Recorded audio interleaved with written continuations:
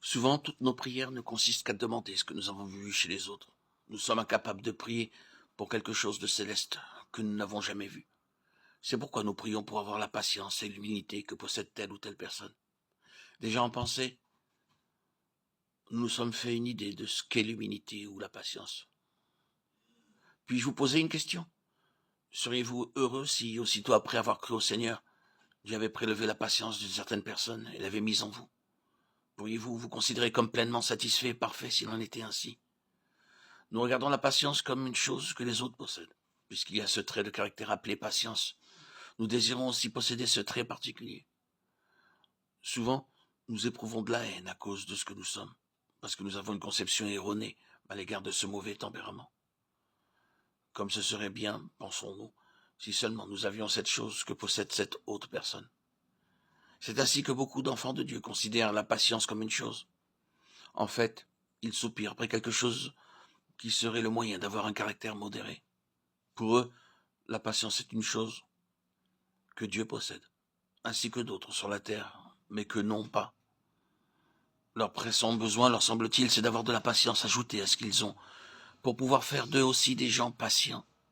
Exprimé en termes simples, sans cela que réside la différence fondamentale entre le véritable et le faux christianisme.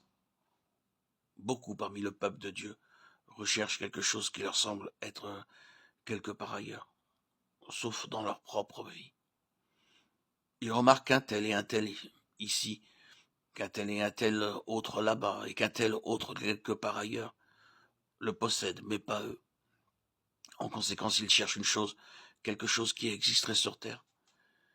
Telle est l'opinion générale. Parmi la chrétienté, les gens recherchent et possèdent des choses. Ils s'en réjouissent et sont remplis de reconnaissance à cause de la chose qu'ils ont obtenue. Bien peu nombreux sont ceux qui reconnaissent que dans le domaine spirituel, il n'y a rien sauf Christ. Il n'y a pas de patience, ni d'humilité, ni de lumière dans le monde spirituel. Ces choses n'existent pas.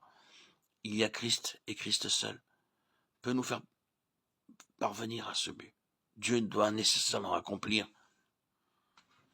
une autre œuvre dans nos vies. Lorsque tout d'abord nous avions été sauvés, il nous a été montré que ce qu'il nous fallait, c'était Christ et non pas des œuvres. Nous avons été sauvés par Christ et non à cause de nos efforts. De même, c'est aussi par une révélation que nous pourrons voir que ce dont nous avons besoin, c'est de Christ lui-même et non pas de certaines choses. Alors que beaucoup de choses ont été illuminées lorsque nous avons cru initialement, de même beaucoup d'autres choses encore devront être complètement brisées aujourd'hui. La seule différence, c'est que ce qui tout d'abord a été détruit, ce sont des péchés. Alors ce qui devra l'être ensuite, ce sont des choses spirituelles. Tout d'abord, c'est l'orgueil, la jalousie, la vaine gloire, le tempérament mauvais ou quelques autres péchés qui ont été détruits.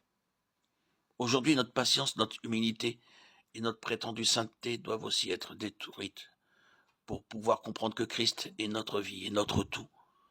Combien grande est la différence entre ce christianisme et celui que conçoivent habituellement les croyants.